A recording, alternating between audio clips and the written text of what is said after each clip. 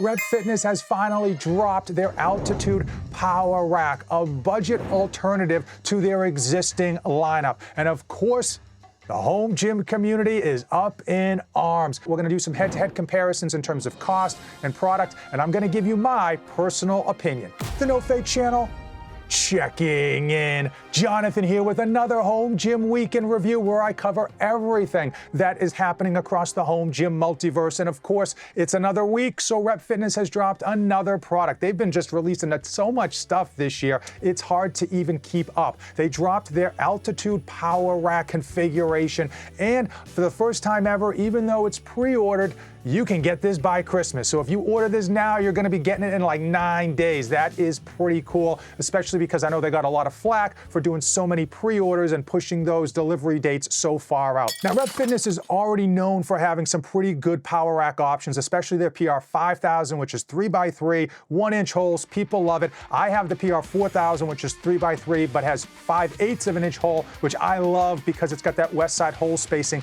in the bench, but they don't really have a budget alternative, and this Altitude Power Rack is just that. It's supposed to kind of bridge the gap in order to deliver really good performance against a reasonable price point, which of course you know we're gonna get into. I wanna know from you. Comment down below. What are your thoughts on the Altitude Power Rack in terms of the setup, the design, and of course the price? Now, in my initial reaction, I honestly thought this was a lot more in depth than what I thought they were gonna drop. I thought they were gonna drop something extremely budget and just something that had their name attached to it, and of course the Rep Fitness quality, but this is a whole ecosystem. And we are seeing so many companies trying to move their products, whether it's a bench or whether it's a power rack, to have an ecosystem around it so that they can sell you the rack, and then they can sell you all the attachments. And it's kind of also a way for you to know that you can expand your home gym. Oftentimes when you go budget, you are locked in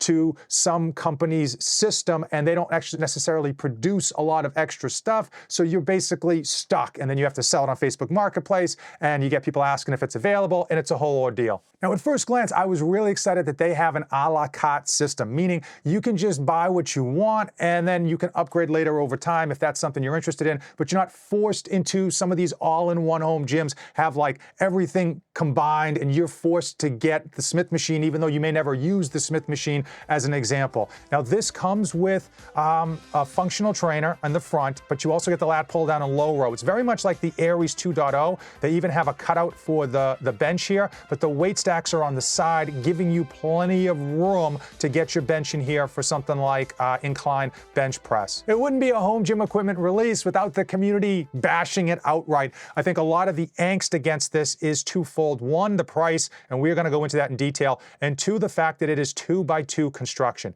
But the reality is, I'm talking to you. Most of you aren't that strong. That's right, I'm talking to you. You don't need 3x3 construction. I think people have fallen in love with 3x3 in part because it's more universal. You're able to grab more attachments from alternative companies and utilize your system and do some crazy different Frankenstein type setups with your rack if you have a 3x3 construction. And usually when you go 2x2, you get yourself into a situation where you're locked in. You don't necessarily have the means to go get better attachments or better upgrades. It just is what it is. But the fact that this is being put out by Rep Fitness means that they're gonna deliver solid accessories, solid upgrades, and they're gonna continue to invest on this down the road to give you more equipment and sell you more attachments. So this can handle 700 pounds. Now, I know you're not lifting 700 pounds. You're not even lifting 350 pounds for most of you. And the truth is, most of us can handle a 2x2 rack without having any issues on safety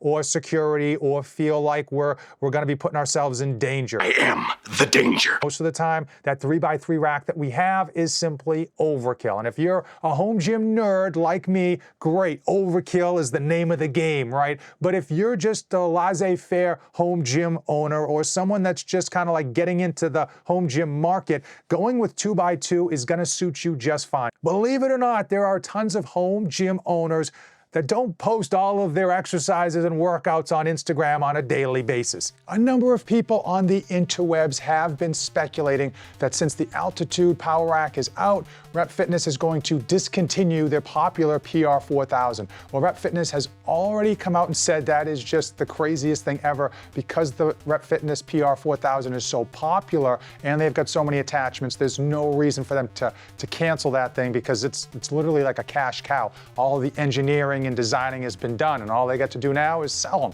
So let's dive into the price point, which might be a legit concern when it comes to the Altitude Power Rack. You got your base unit, 6-post.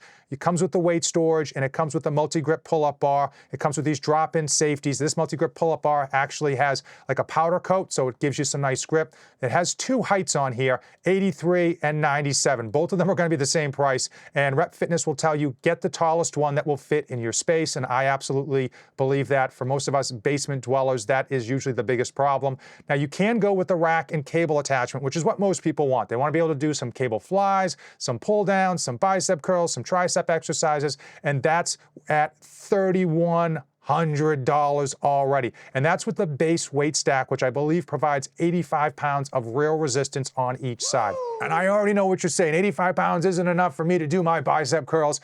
And that would be right for most of us men. But the reality is, if you're a female, if you're a kid, if you're an older adult, that 85 pounds might be right. Now, you can get yourself a weight stack upgrade for an additional $400. The upgrades are always expensive, but you always seem to be glad you paid that money down the road. So I would say that if this is something you're going to get and you do tend to lift heavy, go with the upgrade. If you go with the upgrade, that means you can do lat pull downs and low rows at about 270 pounds, which for me is way more than I do on my low rows. I think at 240, I'm good for like 2 or 3. So 270 is definitely going to put it past my max weight. You can obviously throw in like bands to add resistance. You can also throw in gym pins if you wanted.